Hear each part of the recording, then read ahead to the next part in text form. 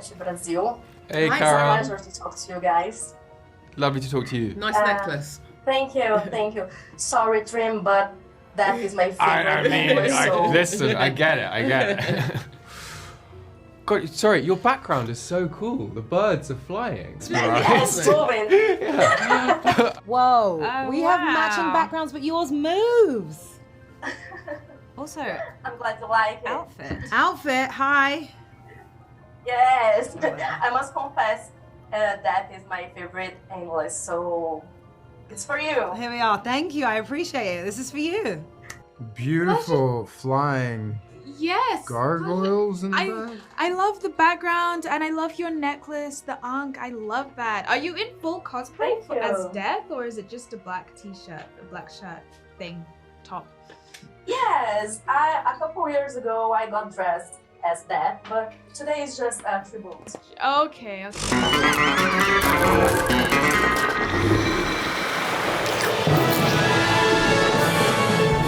Sandman estreia nesta sexta-feira, dia 5 de agosto, na Netflix e traz às telas uma das histórias em quadrinhos mais renomadas de todos os tempos. Eu já bati um papo com o criador da obra, Neil Gaiman, e o showrunner da adaptação, Alan Heinberg, sobre a importância de Sandman. E agora chegou a vez de falar com o elenco da série. Mas antes, aproveita para deixar o like nesse vídeo, se inscrever no canal e seguir a gente nas redes sociais para ficar por dentro de tudo da cultura pop. Tom, the creative team auditioned about 200 actors before casting you as Morpheus. Did you know at that time you were going to play one of the most respected and beloved characters of a graphic novel? Yeah, absolutely. I knew it was a beloved character. I mean, before anything, I am just the most profound fan of Sandman. I care about it so much. So I understood the responsibility I had to people like me who cared about it that much, and it was frightening, to be honest, to have to kind of confront that, but ultimately invigorating and it focusing, and the most important thing was that I had Neil Gaiman, the man who created him, beside me. Kirby, which was the greatest feature of Death you focused on bringing to the show? She ironically is the person that brings a lot of light, and so that was the thing that I maintained, was that she's almost a utopian idea of death, and so that is what I had to constantly remind myself when we are, you know, having these really deep, dark conversations and we're talking about life and death and really tough topics, is that her job is to always bring light.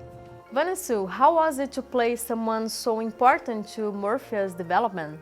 It was a treat, honestly. I'm very thankful and lucky that I got the role, and it was nice because we were able to play with different elements of their relationship, and we were able to expand their relationship beyond what was shown in the comics initially. That was really fun.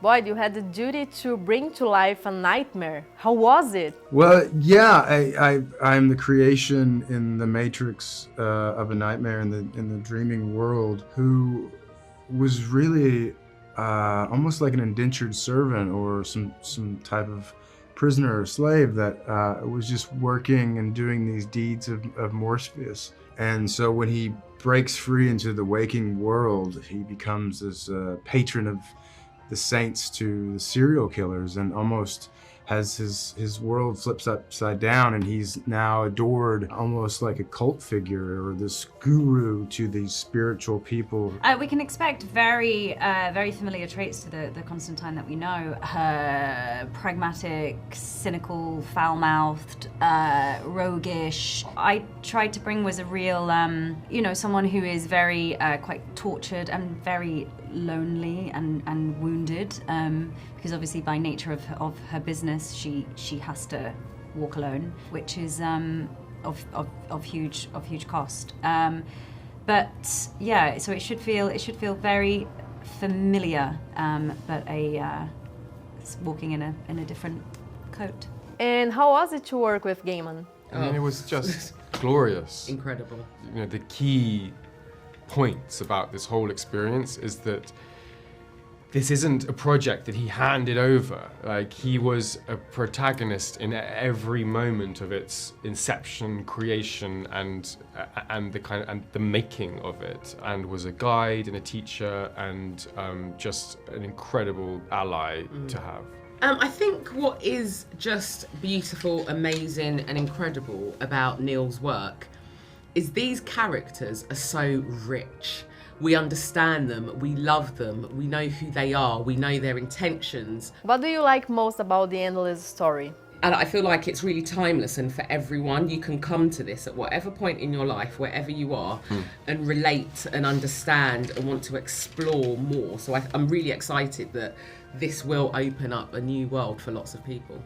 What I love about Sandman is actually, although it appears that Dream is the protagonist, in fact, he's really the guide through the litany of stories, the legion of stories of 1,000 other different people. And in doing so, like, you, as an audience, you get to see the diversity of the human experience, but also the fantastical experience, because he's not only the master of human dreams, he's the master of the dreams of minotaurs and fairies and dragons and gods. How do you think the show will impact a new generation of fans? I think the representation that we have is very nice, and the way it's been done, you know, beyond just token characters. I hope that that can influence a lot of, you know, subsequent projects. I don't want to say necessarily like colorblind casting or gender blind casting, but just a more just open kind of form of casting that isn't limited to the appearance or that the superficial like outer appearance of people, but it's really just based on ability. I hope that is able to catch on. I hope that it inspires people to read the books, and I hope it inspires them to watch every single episode, because they're all different. They're all like their own films, and they're all filled with a multitude of characters who I think people will be so delighted to meet. If you could say what Sandman is in a few words, what would you say? Ooh. It's a trick question, I know.